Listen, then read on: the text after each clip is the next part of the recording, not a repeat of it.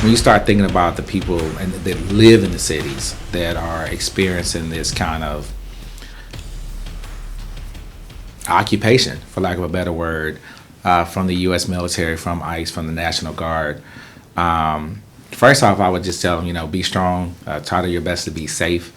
I want to, personally, I think we should applaud and support the people who show up for other people, because I think empathy is what we're going to need to have in this environment of ruthlessness.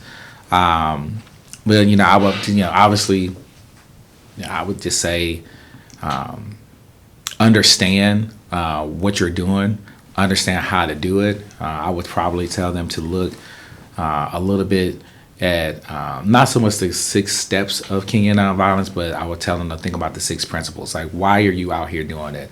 What is your point of protest? What's your point of resistance? And I think that people should remember that part of nonviolent protest is you have to understand that you're standing in the face of tyranny, and that there's going to be a reaction to that, right? That the Kingian philosophy of protest is not that you anticipate this ability to protest and there be nothing that comes back.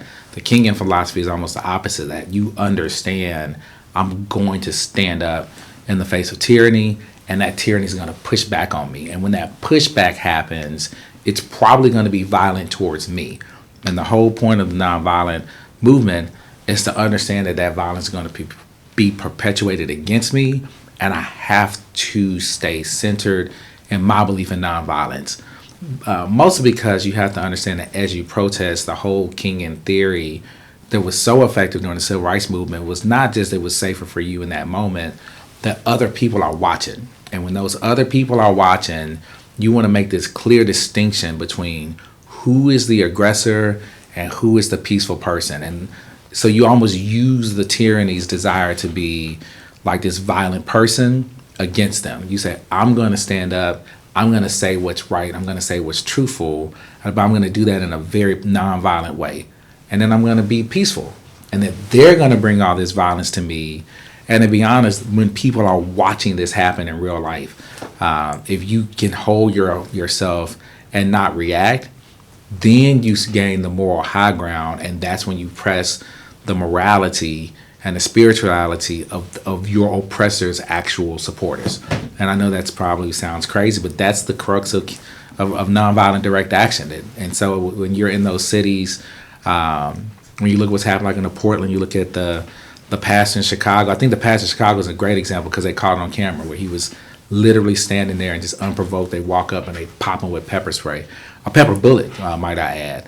The first place I heard that was from a conservative outlet. It was from a conservative person that says, wow, that's wrong. But the way he was able to do that is he was being peaceful. He was being nonviolent. And that is, for whatever its 2 cents is worth, just reminding people that, nonviolence is really not a space of pacifism. It's not this kind of weak space. It's really that I understand the strength that it takes for me to be peaceful in these violent situations.